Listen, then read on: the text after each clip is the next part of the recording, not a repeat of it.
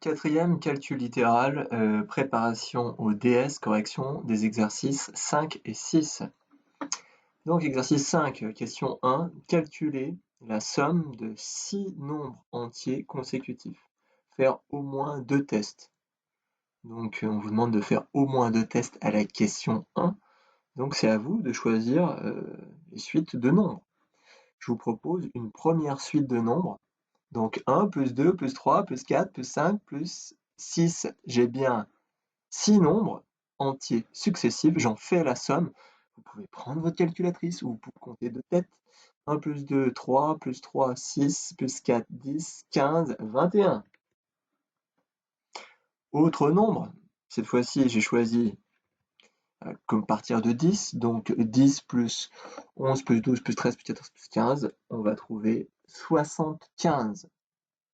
Que remarque-t-on? C'est pas évident de remarquer quelque chose. C'est pas évident de remarquer quelque chose, mais si on a fait les exercices précédents, donc ceux de la fiche d'hier, eh bien, quand on ajoute des nombres ensemble, par exemple, il s'agissait d'ajouter 5 nombres ensemble, eh bien, on avait découvert que c'était nécessairement des multiples de 5. Donc là, on ajoute 6 nombres ensemble, peut-être que, eh bien, ce ne sont pas des multiples de 5, mais ce sont des multiples de 3. Et oui, c'est pas des multiples de 6, c'est des multiples de 3. Donc on obtient des multiples de 3. Voilà, donc c'était pas évident à deviner, mais on aurait pu. Alors après, on n'était peut-être pas obligé de faire ça. On pouvait faire 2 plus 3 plus 4 plus 5 plus 6 plus 7. On aurait trouvé 27. Et là, ça nous aurait mis la puce à l'oreille, parce que 21 et 27, clairement, ils sont dans la table de 3. Après, il y a aussi une règle, un critère de divisibilité. Par exemple, si, le critère de diviser par 3, c'est si on ajoute les chiffres donc du nombre. 2 plus 1, ça fait 3, il est divisé par 3. Et 75, 7 plus 5, ça nous fait 12, il est divisible par 3. Ok, ce sera pas aussi compliqué dans le test. Donc ça sera guidé en tout cas. Soit n un nombre entier. Écrire la somme de 6 nombres consécutifs en fonction de n. Donc, en fonction de n.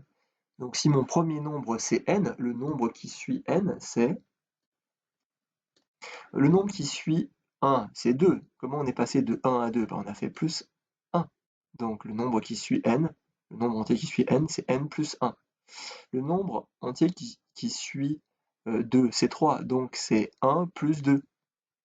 Et 4, c'est 1 plus 3, etc.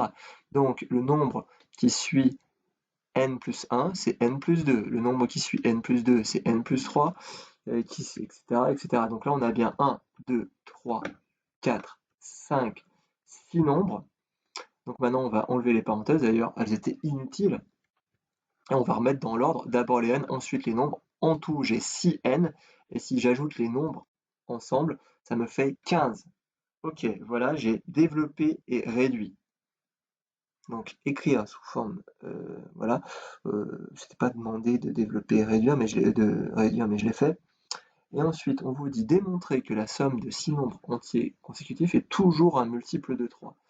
Donc on avait vu dans la leçon et dans les exercices que pour démontrer qu'on a des multiples de 3, qu'est-ce qu'il faut faire? Il faut factoriser par 3. D'accord? Donc, on aurait pu répondre à la question 1 si on avait lu jusqu'au bout de toute façon l'exercice. On vous dit démontrer que la somme de 6 nombres consécutifs est toujours un multiple de 3. Quand je lis les questions jusqu'au bout, ça me permet de répondre en fait à la question 1. Ça, c'est depuis la 6e, on vous le dit. Lisez l'énoncé jusqu'au bout. Vous ne le faites pas, eh bien, faut pas vous étonner de ne pas arriver tout le temps à faire les exos. C'est normal. En lisant toutes les questions, ça donne un peu l'idée de l'exercice. Donc ça aide à répondre aux questions intermédiaires. Ça évite aussi de répondre trop en avance. Voilà. Donc il faut lire les questions.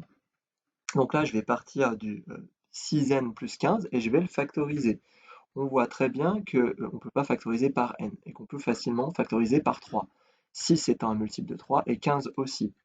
Donc 6n, c'est 3 fois 2, n, et puis 15, c'est 3 fois 5. Je peux donc factoriser par 3, donc ça me donne 3 facteurs de 2n plus 5. On a réussi à factoriser par 3. On peut factoriser par 3, donc la somme de 6 nombres consécutifs entiers est toujours un multiple de 3. Ok? Comme ici, on a 21 et 75. Exercice numéro 6, un problème. Donc on vous dit, dans un magasin de sport, François achète 3 t-shirts au même prix et 2 shorts au même prix. Un t-shirt coûte 3,90 € de moins qu'un short. Et on note X, le prix d'un short. Exprimer en fonction de X la dépense D de François. Développer et réduire l'expression. Donc d'abord, c'est quoi le prix d'un t-shirt? Eh bien, le prix d'un t-shirt, c'est 3,90 €, donc 3,90 de moins qu'un short. Et un short, c'est X. Donc, un t-shirt, c'est le prix du short, X, moins les 3,90 €. On est d'accord? Je le redis, un t-shirt, il coûte 3,90 € de moins qu'un short. Et un short, non. Et un short, c'est X. Donc le prix du t-shirt, c'est le prix du short moins les 3,90 €. On voit peut-être pas très bien la virgule ici, je vais la faire réapparaître, 3,90 €. Voilà, donc D c'est quoi?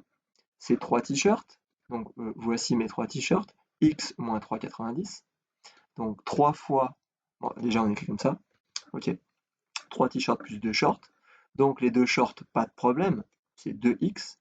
Par contre, faites bien attention, les 3 t-shirts, faut bien penser à mettre le prix qui est là, ça, X moins 3,90 entre parenthèses.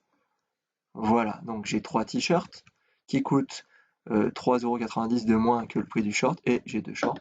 Je vais développer puis réduire l'expression, donc 3 fois X, ça donne 3X. Et puis 3 fois moins 3,90, je prends ma calculatrice et on obtient moins 11,70. On réduit, on obtient donc 3x plus 2x, 5x moins 11,90. Voilà. Et dernière question. Sachant qu'un short coûte 13,99 €, combien François a-t-il dépensé?